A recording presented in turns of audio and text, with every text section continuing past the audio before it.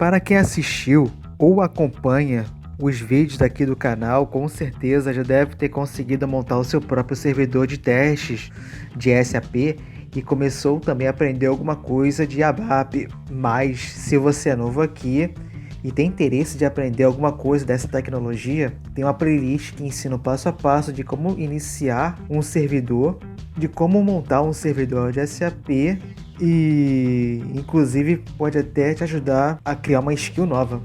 Ou quem sabe ter um bom emprego no futuro se você aprofundar. Mas hoje vamos falar das 3 maneiras de integrar a sua Web Application com o SAP. Fica até o final do vídeo que tem muita coisa legal que eu vou comentar por aqui.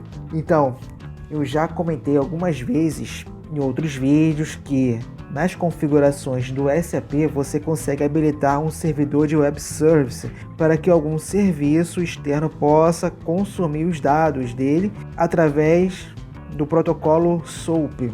Então, agora eu vou mostrar para vocês como isso pode ser facilmente feito com 3 linguagens de programação exclusivas para aplicações web. 1. Classe SOAP Client do PHP. É uma classe nativa do PHP. E se você precisar de mais informações, mais detalhes dessa classe, você pode encontrar facilmente na página da documentação do PHP. Agora, para poder configurar essa integração lá no código, você vai precisar se atentar a pequenos detalhes. Como vocês podem ver, essa aqui é uma classe que eu chamei de SAP Connector, onde eu estou gravando o valor na variável WSDL, o endpoint. Inclusive, eu coloquei um método construtor para essa classe e logo abaixo eu criei um método chamado load para poder carregar os métodos que estão contidos lá no web service. E aqui podemos observar que na variável options eu coloquei o login e a senha para que eu uso para poder acessar o cliente do SAP. Inclusive, essas credenciais são padrões de instalação.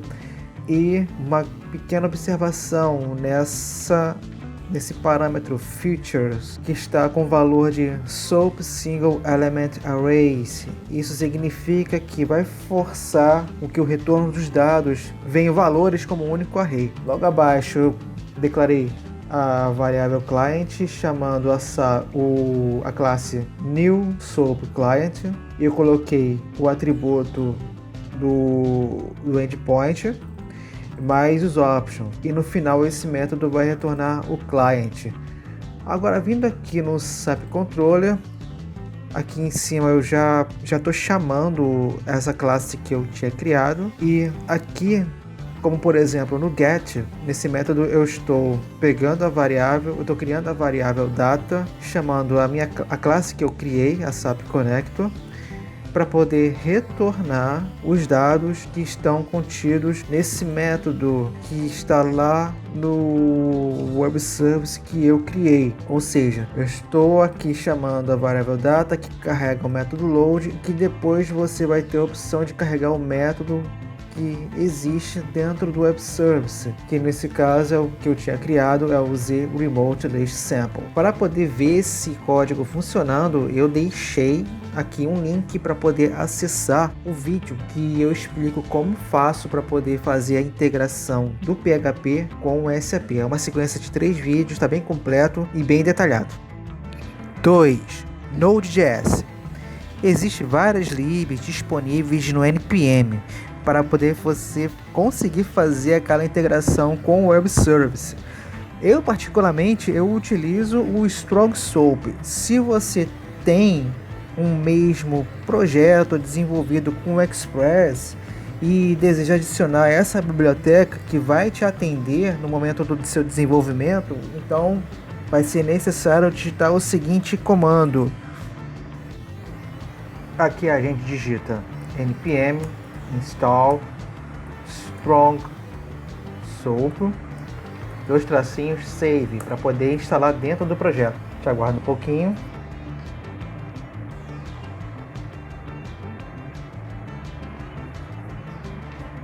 Beleza, já houve a instalação. Agora vamos ao projeto. Eu criei aqui uma pequena aplicação no JS, desenvolvido com Framework Express. Aqui podemos ver que eu já declarei o classe Express, o HTTP, o Strong Soap, e esse SAP Keys é um módulo que eu criei para poder guardar as credenciais, para poder ficar um negócio mais elegante, porque o código em si já está um pouquinho feio. Acho que é só uma demonstração, então vamos continuar. Eu já declarei aqui, já chamei a classe WSDL, logo abaixo eu declarei o URL com o endpoint. Esse keys foi o módulo que eu criei para poder retornar com o usuário e senha, que são, como eu falei anteriormente, que são padrões do sistema. E essa variável alpha eu criei para poder converter o meu usuário e senha para Base64, como se estivesse colocando essa informação no header do envelope do XML para poder solicitar uma requisição lá para o SAP, porque é assim que envia, gente. Eles, para poder enviar uma requisição, precisa primeiro construir um XML para poder enviar e depois recebe essa informação via XML. Mas graças a Deus não vai ser necessário fazer com essa aplicação, porque essa classe Strong Soap já faz tudo para mim. Inclusive eu já vou retornar tudo em JSON, vocês vão ver daqui a pouco. Eu tive que declarar também uma biblioteca chamada Options, onde eu tenho que mencionar essa aqui chamada WSDL Header com o nome Authorization, junto com a variável alpha que eu falei anteriormente. Aí logo abaixo já criei o roteamento, que vai chamar o método open da classe WSDL, a URL do endpoint e acrescentar o options. Então logo abaixo nós vamos fazer uma função de callback, onde vamos colocar parâmetros de erro e WSDL. Esse let request arguments, args, significa que eu coloquei de propósito em branco porque eu vou fazer uma chamada que não precisa enviar nada para o servidor, porque só vai retornar dados atualizados. E o cliente option precisa ser declarado da seguinte maneira: essa biblioteca precisa ser declarada com essa aqui, WSDL underline cache, e logo abaixo uma nova aqui com o nome qualquer que eu posso dar, junto com o parâmetro WSDL que está mencionado aqui nessa função. Lembrando que esse abrange WSDL poderia ser qualquer nome, poderia ser Luizinho, Zezinho, Huguinho e o que seja. Então, dando continuidade, essa variável, essa classe SOAP está chamando o método createClient, onde eu vou mencionar o nome que eu criei nesse WSDL underline cache. Por quê? Por que eu tive que declarar essa? Eu não expliquei anteriormente, mas por que eu tive que declarar? Por que eu tive que declarar essa variável? Porque aqui no SOAP Stronger, pelo menos aqui no Node.js, de acordo com a pesquisa que eu fiz, de alguma maneira tem que estar habilitado o cache do WSDL para que o envio de dados e o retorno funcionem adequadamente. Então essa variável client options vai entrar aqui como parâmetro nesse método, e logo vamos fazer um novo callback onde vou mencionar o parâmetro erro e em seguida o client. Lembrando não. Aí caso esse método createClient funcione adequadamente, se passou pelo WSDL e conseguiu retornar alguma informação lá do web service, esse client estará habilitado para poder seguir com outros métodos.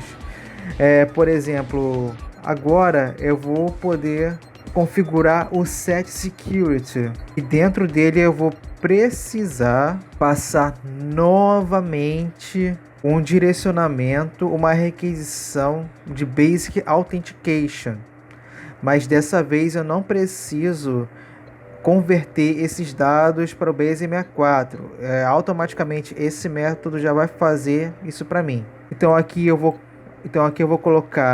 chamar um new SOAP.BasicAuthSecurity E nos parâmetros eu vou colocar o usuário e a senha. Abaixo se declara um método, uma variável chamada método, que vai ser igual o client mais um que vai chamar como parâmetro o método que eu criei lá no SAP para poder ser disponibilizado no web service.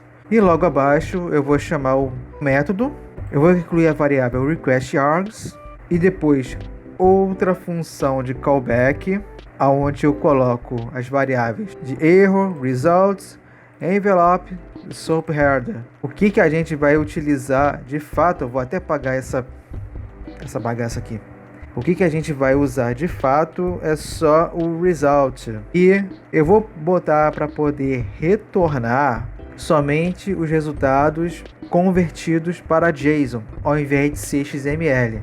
Eu vou agora abrir o servidor e vou mostrar para vocês o resultado. Eu vou dar aqui um comando simples de node index.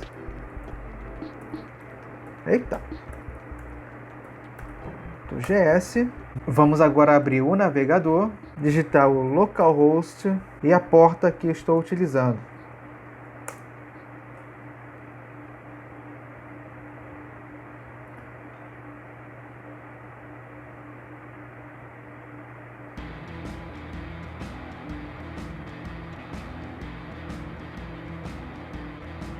E beleza, já retornou os dados que eu tinha cadastrado lá no SAP em formato de JSON.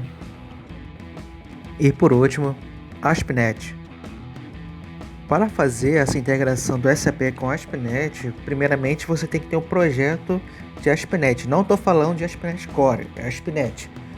Que no momento quando fui tentar fazer com ASP.NET Core deu um probleminha e não consegui completar essa tarefa. Então, na próxima oportunidade, eu vou mostrar a vocês como é que eu vou fazer essa integração com o ASP.NET Core. Mas o que eu fiz? Eu acabei criando um novo projeto aqui no Visual Studio mesmo, um projeto de ASP.NET. O que eu tive que fazer é adicionar uma referência. Depois a gente clica aqui em adicionar referência de serviços. E aqui nessa barra de endereços, a gente vai colocar o endpoint lá do web service.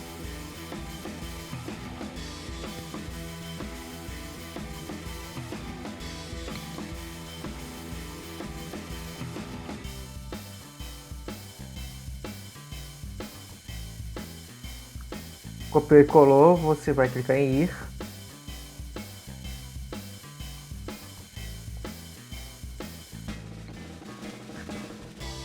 E depois vai te pedir umas credenciais quando você for fazer essa requisição pela primeira vez. Como eu já fiz e já está gravado aqui na minha solution, eu não vou precisar criar novamente. Quando acha o web service lá do serviço que foi criado lá para o SAP, quando você clica nele aqui em serviços, vai aparecer a lista de métodos que você fez. Não vou clicar em OK, vou cancelar. Agora, para poder dar continuidade nessa atividade, tive que criar uma classe que conecta a minha aplicação com o web service do SAP. Aqui no caso, eu tive que utilizar duas classes, que foi a referência que eu adicionei, e mais a classe do Service Model, porque sem ele a gente não consegue fazer a conexão, porque é através dele que a gente faz toda a autenticação para poder retornar os dados lá da base do SAP. Então eu tive que configurar o Basic Authentication, o Security Mode deixei como Transport Credential Only, o Byte Security, o endpoint a gente configura nessa classe. Aqui observa bem que eu não estou colocando o endereço completo, estou colocando até o nome do serviço, do grupo de métodos que eu criei, que é o Branch Service, e que no final eu já vou chamar a classe do cliente, que essa já é a classe que está chamando a referência. E aqui eu já coloco como parâmetro o binding e o endpoint. Depois você vai setar o usuário e as credenciais, chamando esses métodos de client credentials, username e em seguida password, e bota para poder retornar o client. No controller, esse controller, eu estou chamando de volta o ZeroRemoteListSample e o ZeroRemoteListSampleResponse para poder fazer o retorno dos dados. Da mesma forma dos vídeos anteriores, o request eu deixei em branco porque não tem nada para poder enviar, porque é um método, porque o RemoteListSample é um método para poder retornar somente dados. Então eu instanciei ele numa variável. Eu tive que fazer esse comando para poder confirmar que está sendo feita a requisição para o web service, ou seja, está pegando os campos do ZeroRemoteListSample, onde está jogando no método de request. E aqui embaixo estou chamando a classe SAPConnector, o client, que é um método. Em seguida, esse client já retorna com o ZeroRemoteListSample para poder enviar esse request, e que vai retornar para mim uma string, que vai na verdade converter para mim uma string com o JSON dos dados. Vou botar aqui agora para executar. Beleza, já abriu a página para mim. Agora eu vou digitar o URL que está configurada para poder retornar os dados que vem lá do SAP. E prontinho, já retornou essa string em forma de JSON ou JSON em forma de string. E depois, se eu quiser, eu posso fazer com que o JavaScript faça o parse decente dessa cadeia de caracteres que está aqui. Bom, no momento é só isso. Espero que tenha gostado do vídeo. Não deixa clicar aqui no like e se inscrever. Visita lá meu GitHub, que eu já criei um repositório para todos os códigos que a gente trabalhou aqui. Beleza? Valeu, galera. Até a próxima.